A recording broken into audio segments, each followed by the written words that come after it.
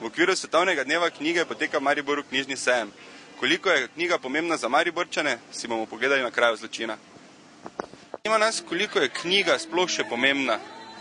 Jaz mislim, da zelo. Dosti pomembnejša od knjige in od računalnikov in televizije. Se mi zdi, da smo v neki hitrem tempu vsi skupaj, da je še čas sploh za knjigo. Je, mora se najti. Kakšne knjige pa vi ponujate? Različno literaturo, predvsem romane, kratko prozo, nekaj za mladino. Pa me zanima, kaj prodajati knjigo je enako kot prodajati, ne vem, zelenjavo, sadje, športno opremo, ali je to nekaj posebnega?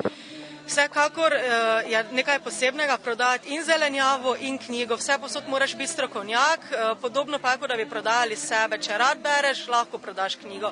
Če poznaš knjige, jih še z večjo lahkoto prodaš. In najlažje jih prodaš ljudem, ki imajo radi knjige. Kako dolgo se že ukvarjate s knjigo? 10 let. Kaj pa pomeni knjiga za vas? Nekaj, kaj bereš. To je zelo zanimivo, Igor. Ko pa v tem času, tempu življenja, koliko še knjiga pomeni? Pa po mojem kar nekaj, no. Če ne druga minuto miru, ko imaš izgovor, da te doben ne moti. Včasih smo, recimo pri domačem branju, smo mogli knjigo prebrati, zdaj pa film pogledamo. Je tak ali tudi še mladi, ne vem, berejo knjige? To pa boljše, da kakega mladega vprašate. Ampak po mojem kar še berejo, no. To pa več kupuje mlajša generacija ali starejši?